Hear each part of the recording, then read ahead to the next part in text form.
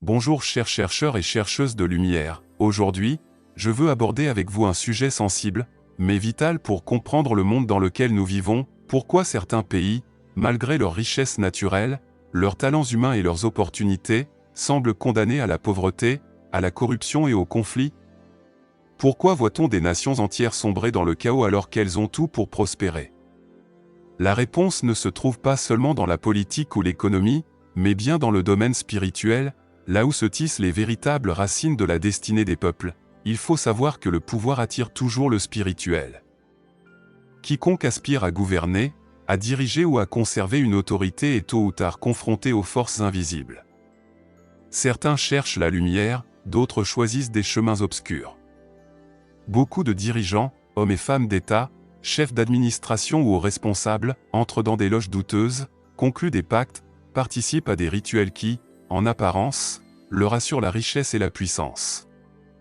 Mais en réalité, ces loges exigent toujours un prix.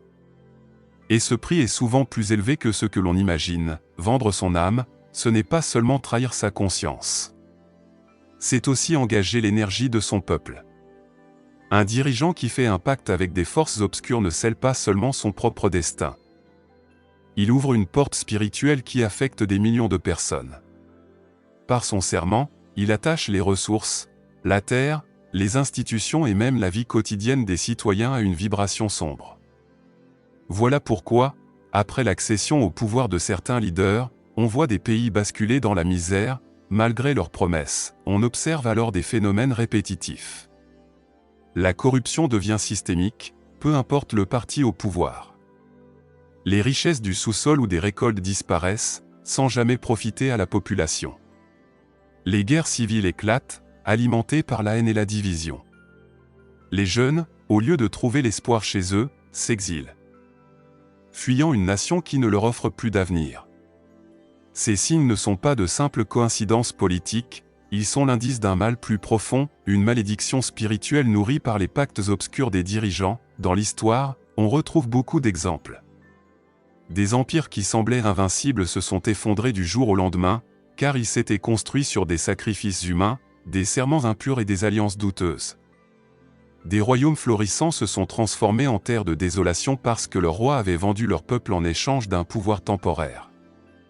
Les traditions anciennes expliquaient déjà cela, ce qui est bâti sur l'ombre finit toujours par s'écrouler. Même si cela prend des décennies, certains demandent, comment reconnaître un pays sous malédiction? Les signes sont clairs. Les gouvernements changent, mais les problèmes restent identiques. La pauvreté s'aggrave malgré des richesses naturelles immenses. Les divisions ethniques, religieuses ou sociales sont entretenues et deviennent impossibles à résoudre. La violence se banalise. La jeunesse perd l'espoir.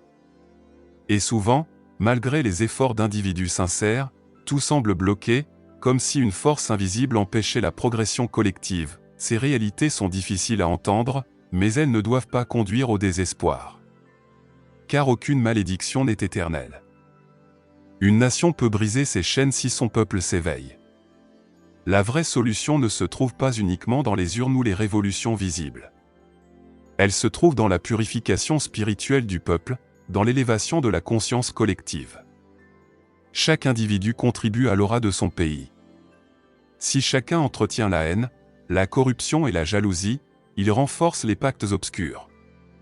Mais si chacun cultive l'intégrité, la paix et la lumière, il affaiblit ces chaînes invisibles et ouvre un nouvel avenir. Souvenez-vous, même si un dirigeant pactise avec les ténèbres, la lumière d'un peuple uni peut inverser le sort. L'histoire montre que des révolutions spirituelles intérieures ont renversé des empires plus puissants que des armées. Quand un peuple décide de ne plus nourrir les vibrations basses, les loges perdent leur pouvoir. Car les forces obscures vivent de l'énergie qu'on leur donne. Si nous refusons de leur céder peur, colère et division, elles meurent d'elles-mêmes. Un pays qui semble maudit peut redevenir béni si ses enfants se réveillent. Chaque prière sincère, chaque pensée de lumière, chaque acte d'amour est une arme. Ne croyez pas que vos efforts sont inutiles parce qu'ils sont invisibles. L'invisible est la racine du visible. Une seule bougie chasse l'obscurité d'une pièce entière. De la même manière, un petit groupe de personnes éveillées peut influencer l'avenir d'une nation entière. La lumière ne se vend pas, ne s'achète pas, ne se corrompt pas. Là où elle est entretenue, les ténèbres reculent toujours.